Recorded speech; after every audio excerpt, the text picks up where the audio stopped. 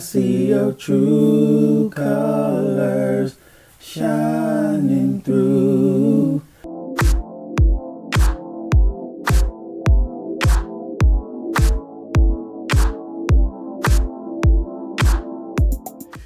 God bless you, friends. Thank you for joining me on this Friday morning. This is yours truly, Pastor Nate, and it is my absolute pleasure when I can come and speak with you. I pray that everyone had a wonderful holiday / Thanksgiving. If you like what you hear, before the end of this video, don't forget to smash that subscribe button. It won't cost you a dime. And besides, the Smart Show will be glad to have you part of its family. Friend, they weren't afraid of showing their true colors, the pastors, the bishops, the overseers, the apostles. Now, there's a video that's going viral where I believe it's a bishop or overseer, one of the two, cussing in the church. It doesn't matter what it is. It's supposed to be a man of God.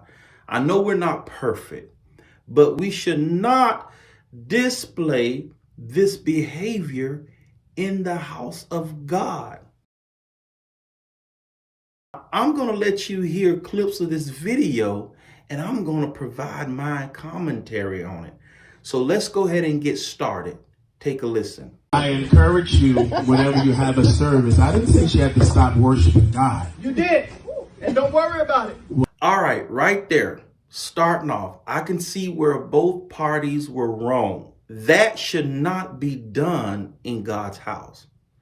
That shouldn't have taken place. If there was a problem, it should have been handled differently. Maybe after service, they should have gone to the back and talked it out.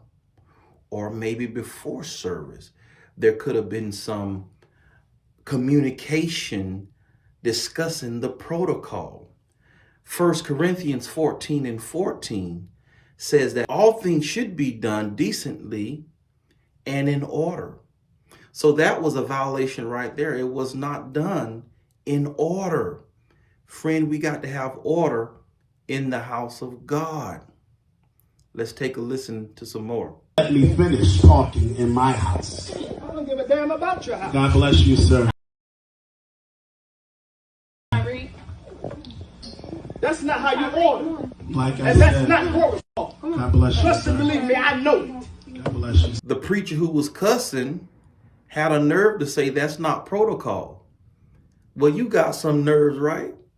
Because now the pot is calling the kettle black.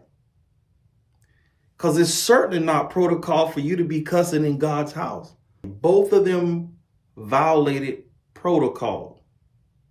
The pastor shouldn't have initiated that publicly.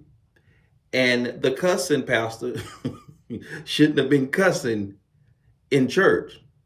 So again, both of them violated protocol. If you want to talk protocol, come on, let's listen to some more. I didn't say she had to stop worshiping God. You did, and don't worry about it. There are souls that are still here trying to be free. And I didn't say that she didn't have to stop. I don't give a damn about no praising damn God. time limit. God bless you. He said souls are worshiping. I'm assuming someone was at the altar being prayed for. They were receiving their deliverance or their breakthrough or the blessing, whatever they were doing. Well, friend, listen.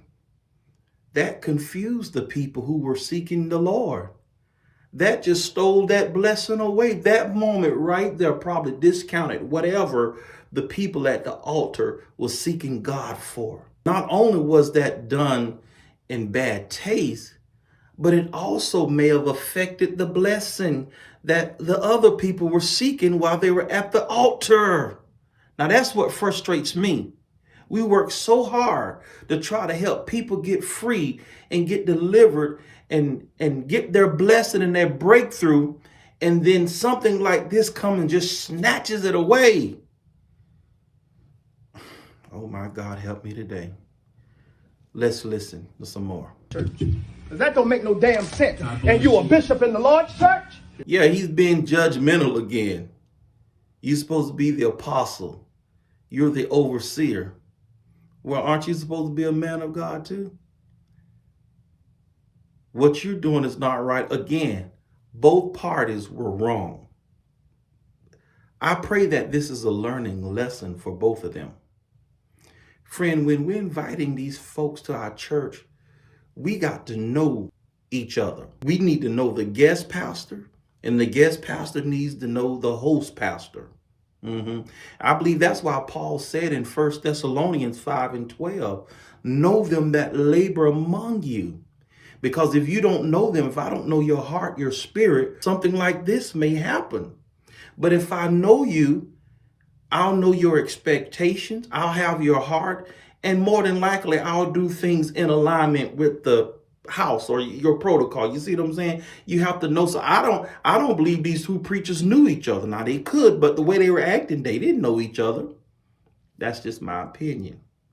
And let me tell you, friend, before I go, this pulpit's supposed to be sacred. I know it's a building, but I would assume we consecrated this place as a place of worship, as the house of prayer.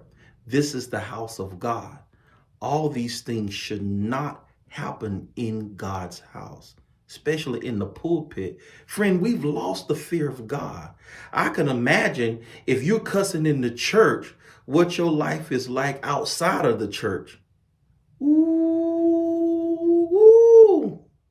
Friend, I know we're not perfect, but we got to do better as a church. This is exactly why people don't believe in church, folks. This is exactly why people don't believe in going to church, because of foolishness like this in God's house. The church got to step up because we've missed the mark. We've lost the fear of God. And this is why God is not in our churches today, because of foolishness like this. And these two men had egos, you can tell.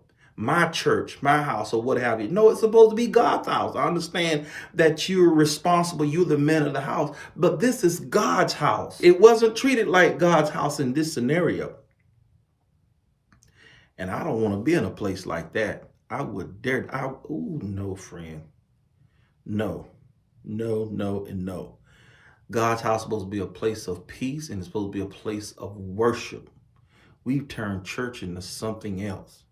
And we got to get it right, because the scripture did talk about judgment starting in the household of faith, in the house of God.